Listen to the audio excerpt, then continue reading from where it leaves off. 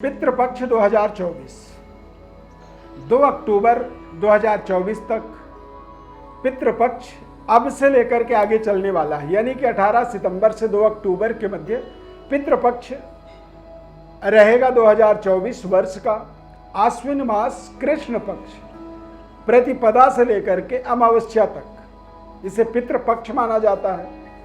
पितृपक्ष की खासियत ये होती है कि पृथ्वी लोक में हमारे पूर्वजों का विचरण होता है। हमारे आसपास ही हमारे पितृ देवता, हमारे पूर्वज निवास करते हैं और पितरों के निवास करने के कारण कोई भी कार्य हमारे द्वारा जब किया जाता है पितरों के तृप्ति के लिए, पितरों के मुक्ति के लिए, तो वो उन्हें बड़ी सहजता से प्राप्त हो जाती है। कई बार हम अपने पिता के सामने जब होते हैं तो बड़े सावधानी पूर्वक रहते हैं। हमें मन में एक शंका रहता है कि पापा हमारे देख रहे हैं, हम किसी भी तरह की कोई गलती नहीं करते हैं। ठीक उसी तरह से पितृपक्ष में व्यक्ति को अपने आचरण को रखना चाहिए, अपने एक तरह से व्यवहार को रखनी चाहिए। खान पान इत्यादि से, खाना बदोशी से बचना चाहिए। यदि पिता आपके नहीं हैं तो आपको नए वस्त्र धारण नहीं करनी चाहिए। कोशिश करें कि क्षौर कर्म इत्यादि भी ना करें। यानी कि यदि चल सकता है तो आप सेविंग भी ना करें और आप कोई भी नए वस्त्र को धारण ना करें। ब्रह्मचर्य का पालन कर सकते हैं या फिर आप रोजाना पितरों की प्रसन्नता के लिए गायत्री मंत्र का जप कर सकते हैं। ये सब विधि है। देखिए, इन विधियों को आप कर पाएं ना करें, लेकिन आपको ध्यान रखना है कि रोजाना जब आप स्नान करते हैं उसके बाद एक लोटा में जल भर के और उसे अपने देवस्थान पर या अपने किचन में एक जगह पर उसे उत्तर पूरब में कहीं भी स्थापित कर दें और अपने पितरों से हाथ जोड़ करके उस जल के माध्यम से प्रार्थना करें कि हे पितृदेव,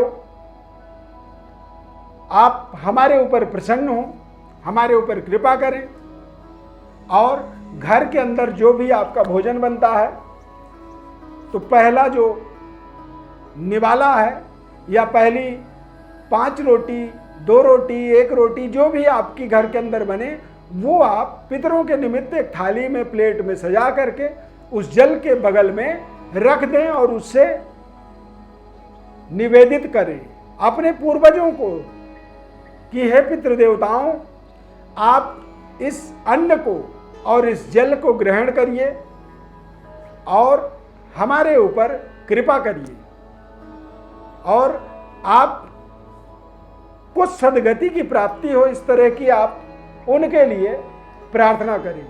क्योंकि मनुष्य को प्रार्थना करने का अधिकार होता है।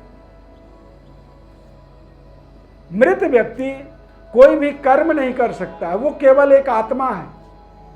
तो हमारा परम कर्तव्य बनता है कि हम अपने पूर्वजों को, उनके आत्मा की तृप्ति के लिए हम उन्हें इस विधि से उनकी ताकत को, उनके ऊर्जा को बढ़ाएं, भूखे प्यासे का प्यास मिटा दें, भूख मिटा दें और जब वो संतुष्ट होंगे तो इतनी बड़ी आशीर्वाद आपके जीवन में आपको प्राप्त होगा कि आप के लिए वो एक जीवन का सबसे बड़ा सरप्राइज बन सकता है।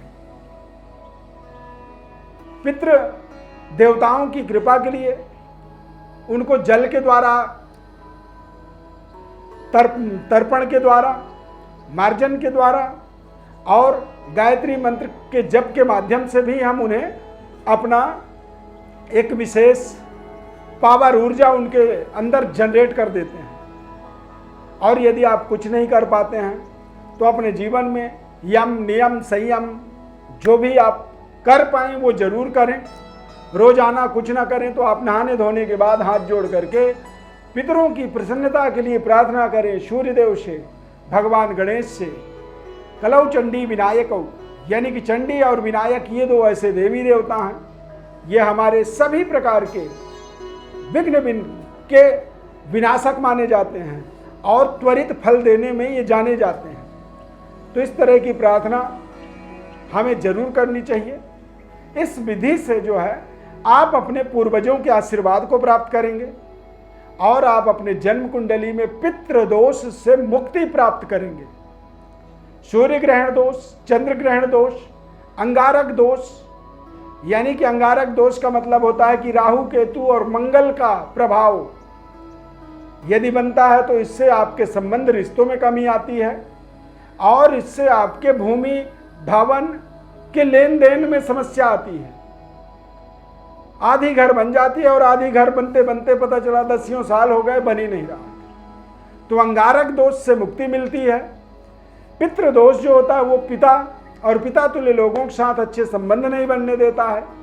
हमारे जीवन में हमारी तरक्की उन्नति निरंतर नहीं हो पाती है। और चंद्र ग्रहण दोष स्त्रियों के साथ पुरुषों का संबंध बिगाड़ता है और पुरुषों के साथ स्त्रियों का संबंध, यानी कि विपरीत लिंग का एक तरह से विरोधाभास सिचुएशन बनता है। आप ऐसे देखेंगे एक समाज में बहुत ऐसे लोग होते हैं जो अकेले ही अलग थलग पड़े रहते हैं, उन्हें विपरीत लिंग का किसी भी तरह का कोई सहयोग नहीं मिलता है, संबंध अच्छे नहीं होते हैं, पारिवारिक वातावरण बेहद निराशाजनक होता है। तुलसीदास जी ने कहा है कि जहां सुमति तहां संपत्ति नाना और जहां कुमति तहां विपत्ति निधाना, यानी कि सद्बुद्धि के लिए, सुमति के लिए हमें हमारे माता पिता, पूर्वज, गुरु, इष्ट इन सभी की कृपा चाहिए। तो ये पितृपक्ष में आप इस विधि को जरूर धारण करें, इससे आपका कल्याण होगा। और आप विशेष किसी भी तरह की कोई समस्या का समाधान आप चाहते हैं तो आप हमारी संस्था में संपर्क कर सकते हैं। पितृदोष निवारणार्थ विशेष यज्ञ, पितृ यज्ञ, पितृ गायत्री मंत्र का जप इत्यादि संपन्न हम करते हैं। तो आप हमारे साथ जरूर सम्मिलित हो सकते हैं, जुड़ सकते हैं। आपके पूर्वजों का, पितरों की कृपा आपके ऊपर बनी रहे, यही केवल हमारा मकसद है कि आप स्वयं कर पाएं अपने जीवन में कुछ अपने पूर्वजों के ताकत को, ऊर्जा को एक्टिवेट करने के लिए।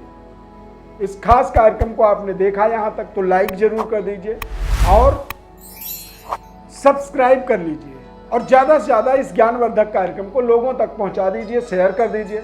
बहुत बहुत धन्यवाद। जय श्री राम।